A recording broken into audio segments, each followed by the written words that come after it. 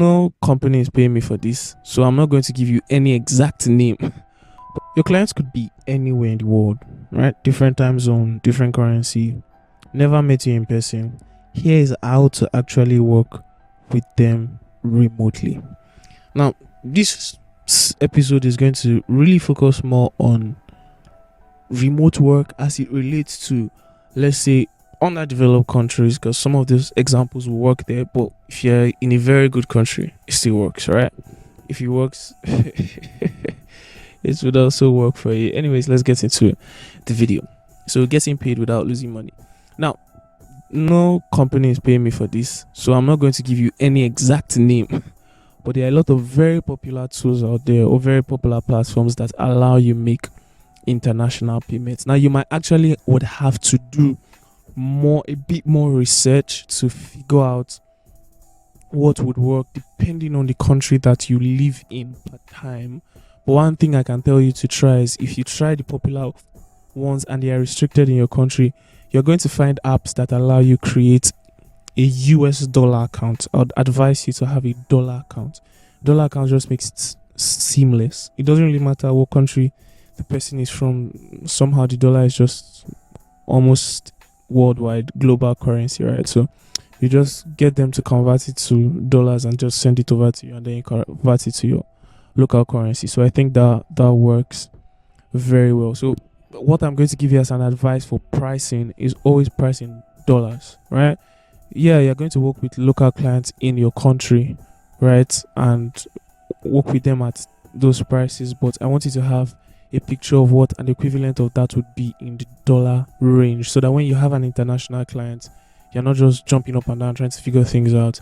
Be very much updated with the exchange rate and all of that. It will help you go a long way in getting payments across to you and over to you. One other thing is to also have a contract. All those kind of things would go a long way to ensure that your money is not in the wind, and then you're not working on projects and not getting paid for it. Another thing I'd like us to talk about is the fact that time zones and communications are very, very important. I am very big on integrity. Very, very big on integrity. I'm usually very surprised when I meet people who cannot hold to their word. Like, they see something and they can't like stand by what it is that they've said and actually stay true to it. Is very strange for me, because if I tell you something, I'm going to actually do exactly what I say. So you want to also establish that kind of trust in the hearts of your clients, because you're not working in their organization where they can see you and mount pressure on you and assign a head of department to ensure that you do what it is you're supposed to do. You're working remotely, so it's like they are going out on a whim here and hoping that you're going to deliver. And many times for creatives, we handle roles that are so important and so crucial to the entire sales process that if we're not delivering, if we're not giving up, it really frustrates. So be very, very intentional about integrity, about communication. Right? One of the things to do is to always ensure that you know what the time zone looks like in your place and the time difference and all that, and ensure you compensate for it. Do not make assumptions. Do not make assumptions. Do not make assumptions. I cannot overstress this.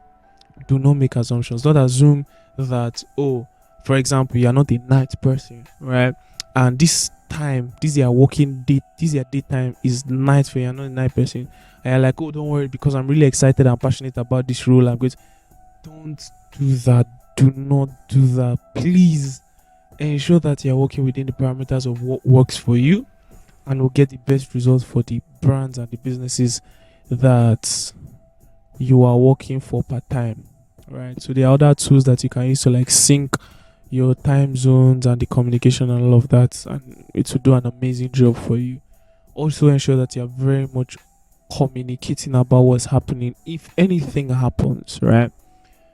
In some countries there are problems and anything could actually happen that could like stress out the entire process. So I'd like you to be very open to communicate and just let the brand and businesses know that, okay, this is what's happening. Don't be that creative that has a project and it's almost time to deliver, and then you turn off your devices, they can't reach you. it's so stressful. Just put yourself in their shoes and you see how stressful it can actually be to do something like that. So yeah. So I'll just give you a quick story of myself though as well. I think I was in my 300 level, right? Third year, depending on what part of the world you are in uni. And I got this gig, I got this role, and yeah, international client and all of that. And I think that was like my first experience to something like that, right? And it was wild for me, right? Because I had to start to learn about exchange rates, time zones.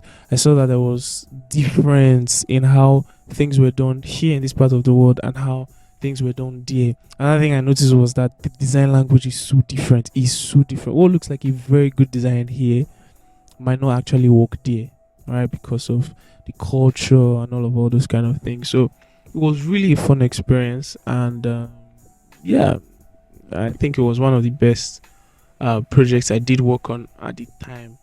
I had I had a good time.